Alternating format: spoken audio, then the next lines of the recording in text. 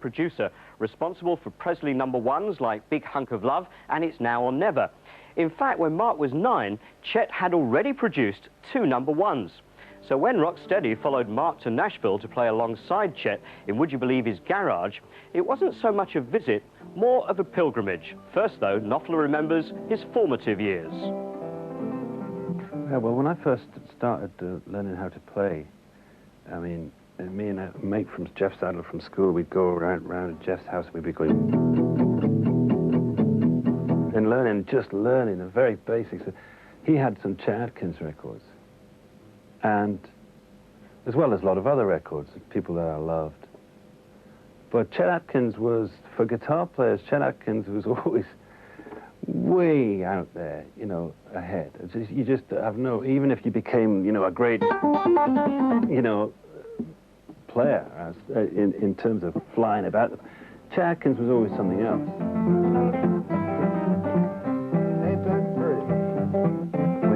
When you're playing or hanging around with Chet, all of a sudden, yeah, I produced that, I was on that session, I played on that, I did that, and you realize, of course, that the man's actually shaped the way that we actually listen to music.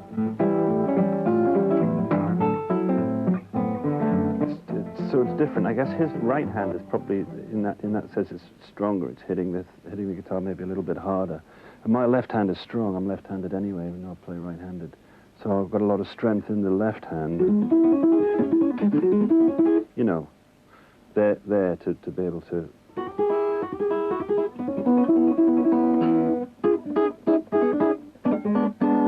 A lot of strength in that. But we'd play different. He's a finger picker, but he's self-taught, and I don't think he's ever really copied anyone. He kind of figured it out for himself, and that's the guy that comes up to something different usually, is a fella who doesn't know any better. And he doesn't play with a pick. He plays with his thumb and fingers like this. Nobody else plays that way, so he turns out he's very different and wonderful player. Chet plays more with 3 fingers. I play more with 2, and I tend to make an anchor with the base of my hand so it lets my thumb and 2 fingers just rock away.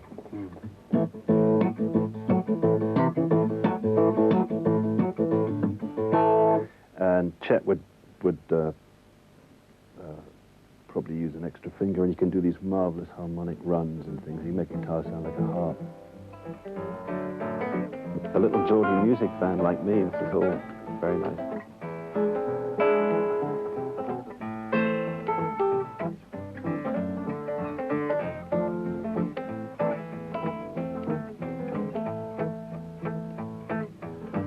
There is a house in New Orleans, boy, they call it Rice. I used to sing this when I was 8 years old, and I didn't know what it was about. What is it about? It's one of them titty bars, don't you know?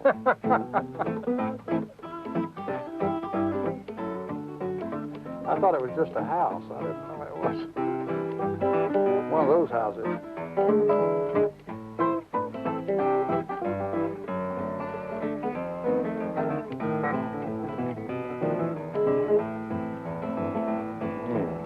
Got 1 foot on the platform, you know. The other foot on the train. I'm going back to New Orleans. I'm going away to that ball and chain.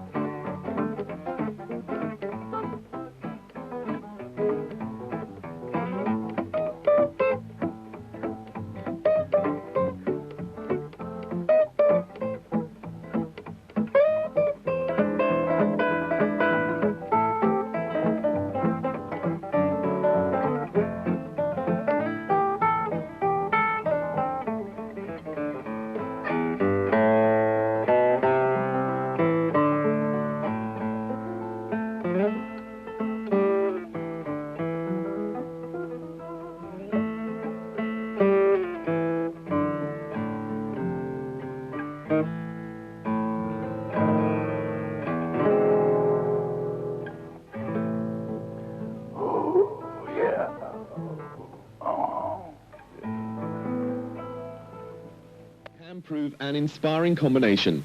For Mark Knopfler, working with guitar great Chet Atkins was an ambition fulfilled. This is how we know Mark Knopfler in his role as leader of one of Britain's most successful rock bands. But that's not all he's known for. He's no stranger to sharing the stage with this man, or trading guitar licks with one of his guitar heroes, Chet Atkins. And we wrote a tune and recorded it and put it in the album, and we became friends immediately. And he brought me over for the Amnesty International show, of course, and then he did a HBO special with me. And our friendship grew out of that, and we play a lot backstage, and by and by we got the idea to do an album. Chet Atkins is a guitarist who astounded Knopfler when he first saw him perform by playing 2 tunes at once on one guitar.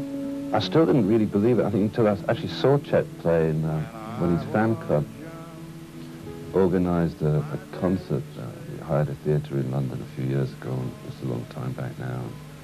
That's when I first got to see Chet playing live, and he played a couple of tunes at the same time, you know, at once. And I figured then it wasn't all just a lie, you know. And while I'm doing that, while I'm playing 2 tunes at once, I'm usually thinking about washing my car, so I'm really doing 3 things. The interplay between the 2 guitarists is instantly recognisable, with Knopfler and Atkins clearly enjoying the company. Their recent collaboration on the album Neck and Neck shows a sense of fun while showcasing the 2 talents, and Knopfler hopes the next project will be more ambitious. I'd like to do a record with Chet, like a proper record, like the way grown-ups make records, you know, where you get a band and go in the studio and you do a record, just like I'm doing with my band. But we couldn't do that because of all the other things I was doing and all the other things Chet was doing, so I did it at home and Chet did it at his home. And we he'd come over here to England, and then I'd go over there, and we patched it together over a long period of time. And it sort of got together like a patchwork quilt, really, whereas the best way would be to just go in with a great band and blast it all out. That's what I'd like to do. And that's it for the Week in Rock this Week in Rock. I'll see you next week. Have a good one.